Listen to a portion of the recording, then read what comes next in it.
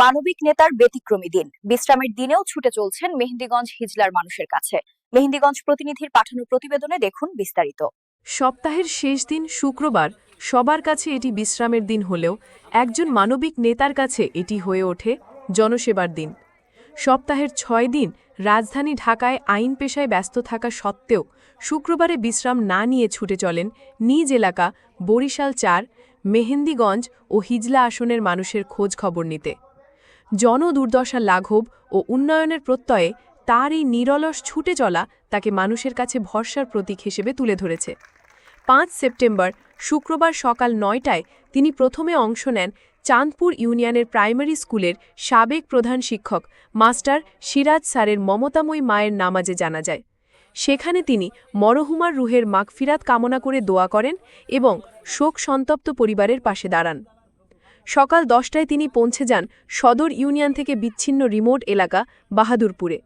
মাদ্রাসা, মসজিদ ও রাস্তা ঘুরে দেখেন, স্থানীয়দের সাথে মতবিনিময় করেন, সমস্যার কথা শুনেন এবং সমাধানের আশ্বাস দেন।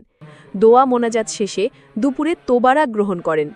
বিকেল 4টায় উত্তর চর এককরিয়া ইউনিয়নের নদীর পাড়ে মানব কল্যাণ ফাউন্ডেশনের আয়োজিত খতমে ইউনুস ও দোয়া মাহফিলে অংশ নেন। মসজিদের ইমামদের সাথে মিলিত হয়ে দোয়া শেষে তিনি জনগণের সাথে নদী ভাঙন প্রতিরোধে মানববন্ধনে অংশ নেন। সেখানে তিনি বলেন, মানুষের দুঃখ দুর্দশা ভাগ করে নেওয়া আমার দায়িত্ব, প্রতিশ্রুতি নয় বরং অঙ্গীকার। মাগরিবের নামাজ আদায় করেন দড়িরচর খেজুরিয়া খেয়াঘাট জামে মসজিদে। নামাজ শেষে প্রয়াত বিএনপি নেতা মরহুম আফসার হোসেন আলম ভাইয়ের কবর জিয়ারত করে দোয়া মোনাজাত করেন। রাত 8টায় দড়িরচর খেজুরিয়া খেয়াঘাট জামে মসজিদে মতবিনিময় করেন। এরপর রাত 9টায় টলার যোগে নদীর পশ্চিম পাড়ে দড়িরচর খেজুয়া নুলানি মাদ্রাসায় যান। সেখানে ওয়াজ মাহফিলে প্রধান অতিথি হিসেবে বক্তব্য দেন।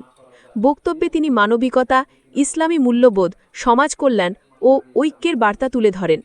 সকাল থেকে গভীর রাত পর্যন্ত একটানা জনসেবায় ব্যস্ত থাকা এই মানবিক নেতার কর্মকাণ্ড প্রমাণ করে তিনি ক্লান্ত হন না, থামেন না।